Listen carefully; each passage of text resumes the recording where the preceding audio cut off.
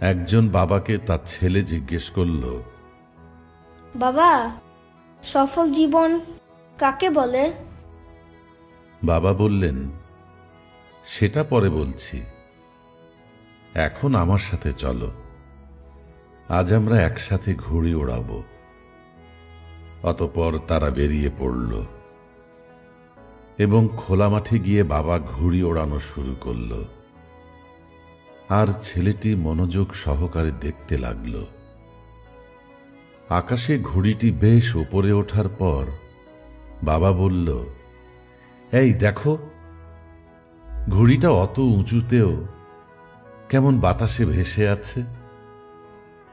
তোমার কি মনে হয় না যে এই সুতোয় বেঁধে রাখার কারণে ঘুড়িটা আরো উপরে উঠে যেতে পারছে না? সেটাই তো মনে হচ্ছে। সুতো না থাকলে ওটা আরো উপরে যেতে পারত। এটা শুনে বাবা ওনার হাতের সুতোটা কেটে দিলেন, আর ঘুড়িটার সুতার টানমুক্ত হয়েই প্রথমে কিছুটা উপরে গেল, কিন্তু একটু পরেই নিচের দিকে নামতে নামতে মাটিতে পড়ে গেল। এবার বাবা তার ছেলেকে বলল, শোনো, জীবনে আমরা যে উচ্চতায় আছি বা থাকি, সেখান থেকে প্রায়ই মনে হয় ঘুড়ির সুতার মতো কিছু কিছু বন্ধন আমাদের আরো উপরে যেতে বাধা দেয়। যেমন পরিবার, বাবা মা, সন্তান, সংসার, অনুশাসন ইত্যাদি। আর আমরাও সেই সব বাঁধন থেকে কখনো কখনো মুক্ত হতে চাই।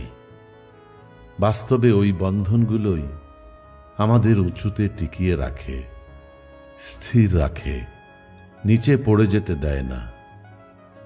ওই বন্ধন না থাকলে আমরা হয়তো ক্ষণিকের জন্য কিছুটা উপরে যেতে পারি, কিন্তু অল্প সময়েই আমাদেরও পতন হবে ওই বিনা সুতোর ঘুড়ির মতোই। সুতরাং জীবনে তুমি যদি উঁচুতে টিকে থাকতে চাও, তবে কখনোই ওই বন্ধন ছিঁড়বে না। সুতা আর ঘুড়ির মিলিত বন্ধন যেমন আকাশে ঘুড়িকে দেয় ভারসাম্য, তেমনি পারিবারিক ও সামাজিক বন্ধনও আমাদের জীবনে উচ্চতায় টিকে থাকার ভারসাম্য দেয়। আর এটাই প্রকৃত সফল জীবন।